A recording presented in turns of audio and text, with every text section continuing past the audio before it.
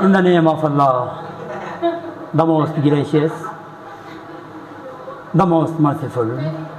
My dear students, अस्सलाम वालेकुम। आज की इस क्लास में चैप्टर नंबर 6 ग्रेविटेशन से मास ऑफ अर्थ मतलब समझाता हूँ। ये पूरी जो ज़मीन है ना, उसको आप किसी तराजू में रख के क्या इसके मास मेजर कर सकते हैं? नहीं कर सकते। It is impossible to measure the mass of earth by using balance. Measure mass of earth directly, so we use indirect method to measure the mass of earth. Indirectly कैसे हम मेजर करते हैं मास ऑफ अर्थ को? By using Newton's law of gravitation. In order to measure the mass of earth we use an important law known as law of universal gravitation. So consider a body of mass m which is placed on the surface of earth. एक body आप consider करेंगे, small ball consider करेंगे जो कि surface of earth पे मौजूद है। Let m is the mass of ball, m is the mass of earth, g is the universal gravitational constant and r is the radius of earth. Radius of earth के centre से लेके यहाँ तक radius of अर्थ, पूरा अर्थ का मास हो गया। ये एक छोटा सा जो है ना आपके पास स्मॉल बॉल एक कहाँ है, मास सरफेस पे, यहाँ पे सर ये ज़मीन की सरफेस है ना, उस पर एक छोटी सी बॉल रखी हुई है। बहुत से सुनेगा, आपस में डिस्कस नहीं करो। तो ये यहाँ पे रखे हुए, ठीक है। ये सारा हमने कंसीडर किया, यानी स्मॉल एम क्या है? मास ऑफ बॉल है। कैपिटल एम क्या है? मास ऑफ अर्थ है। कैपिटल जी क्या है? यूनिवर्सल ग्रेविटेशनल कांस्टेंट, ऑलरेडी हम डिस्कस कर चुके हैं। आर ये क्या है? Radius of earth. रेडियस से मुराद ज़मीन के सेंटर से लेके ज़मीन के सरफेस तक का जो डिस्टेंस है।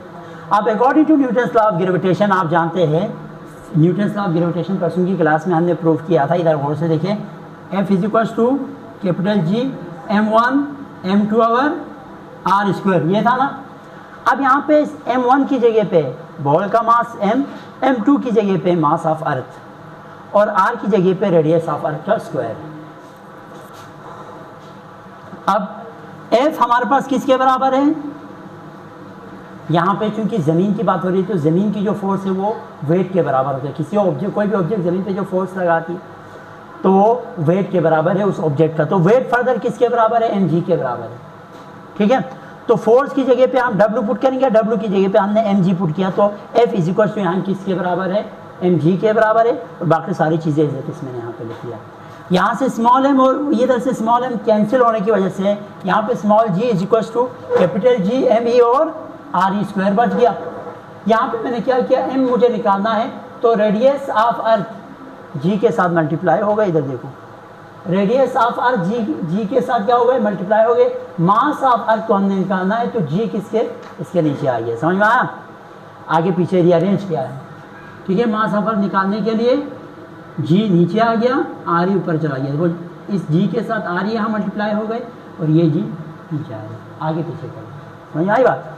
अब हमने इनकी वैल्यूज रखना है। स्मॉल जी की वैल्यू आपने रखना है 10, रेडियस ऑफ अर्थ की वैल्यू रखना है, याद करना है आपने ये सारी वैल्यूज, और कैपिटल जी की वैल्यू रखना है आपने 6.67 11 वैल्यूज इसमें रखेंगे इस तरह। और कैलकुलेटर, साइंटिफिक कैलकुलेटर से आप कैलकुलेट करेंगे तो मास ऑफ अर्थ आएगा 624 kg।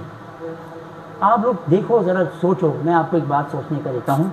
न्यूटन साहब ने कितना ख़तरनाक काम किया है, वरना किसके हिम्मत इस पूरी ज़मीन को उठा के तराजू में रखें। लेकिन इस वक्त लोग जानते हैं कि ये जो पूरी ज़मीन है उसका मास कितना है, 6 एक्सपोनेंट 24 kg में। पता है इसका मतलब कितना है? 6 एक लिखो, आप इधर 6 लिखो, फिर 24 ज़ीरो लगाओ इस तरह। 24 जो है ना, 24 ज़ीरो लगाओ। 1 2 3 4 5 6 7 8 9 10 11 12 13 14 15 16 17 18 19 20 21 22 23 24 इतने केजी जो है ना ज़मीन का मास है। अनगिनत बनता है, वो बड़ी वैल्यू बनती है, खरबों से भी ज़्यादा। हाँ डियर स्टूडेंट्स, आज की क्लास में इतना ही। इंशाल्लाह कल की क्लास में हम एक और टॉपिक डिस्कस करेंगे। अपना ख्याल रखिएगा। अल्लाह हाफ़िज़।